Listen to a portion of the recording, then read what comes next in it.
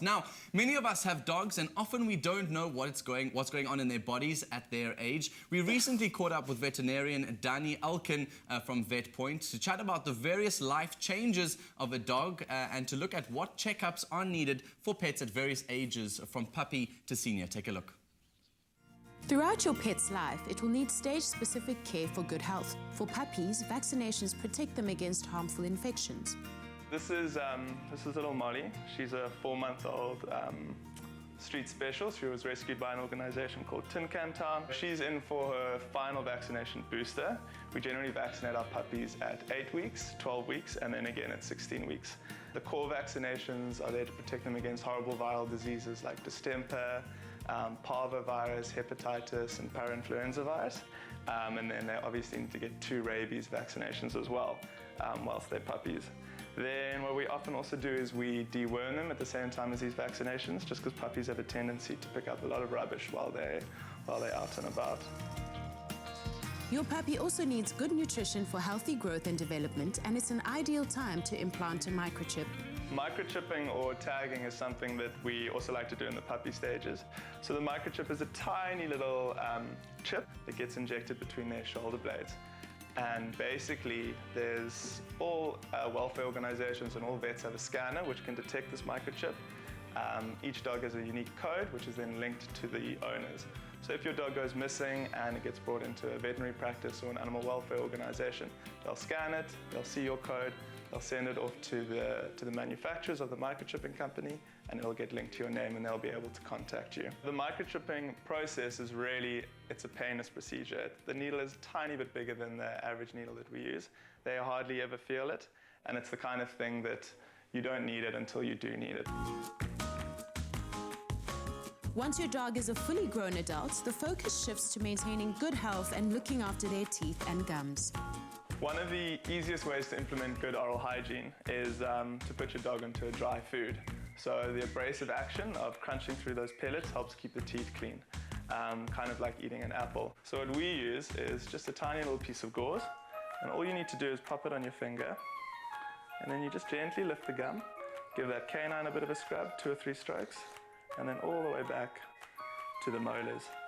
The tongue cleans the inside of the teeth, so you don't have to worry about that. Ultimately, if you do this enough, you're going to avoid having to put your dog under anesthetic.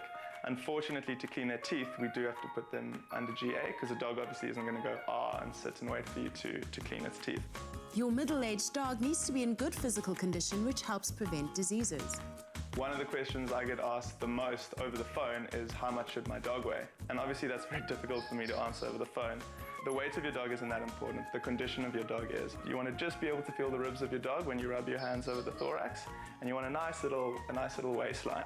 As our dogs get a little bit older, obviously their metabolism slows down a little bit. So most of the diets for our middle-aged dogs are a little bit lower in calories than for the younger dogs. The foods these days, they're also starting to add a lot of chondroprotectants to the foods. So we're starting to protect the joints before we see signs of arthritis rather than once we see signs of arthritis. The advantage of a pelleted food over a wet food, for example, is that every single kibble you know is properly formulated for your dog. As your dog moves into its senior years, impaired mobility and joint pain often starts to plague your beloved pet, but there are good treatment options available. This is Oscar. He's a 12-year-old Amstaff, and he's recently been diagnosed with arthritis. Arthritis is something we see quite commonly in our older dogs. Basically, it's just degenerative changes within the joints. Weight is a very active tissue. On top of putting extra force onto all of those sick joints, it also secretes a lot of messengers that are pro-inflammatory, so they actually worsen the inflammatory process in the joints.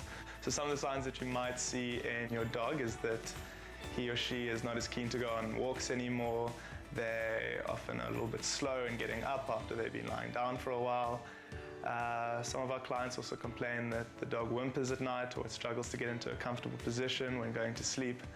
These are just a few of the signs that you might come across. Diets is the use of what we call chondroprotectants. So these basically protect what cartilage is remaining in the joints.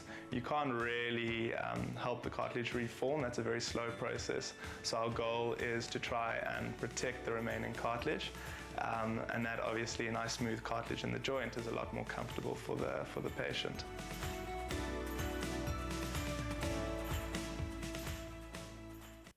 Well, today we are giving away a Bob Martin hamper to the value of 500 Rand to one lucky viewer. All you have to do is SMS the keyword Bob Martin, your name and city to 33728. SMSs cost R1.50. Terms and conditions apply. Visit afternoonexpress.co.za to find them.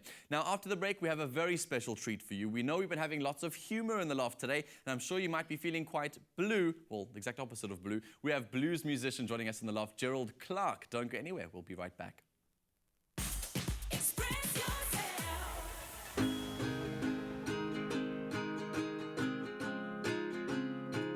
Show them how much you love them with Bob Martin.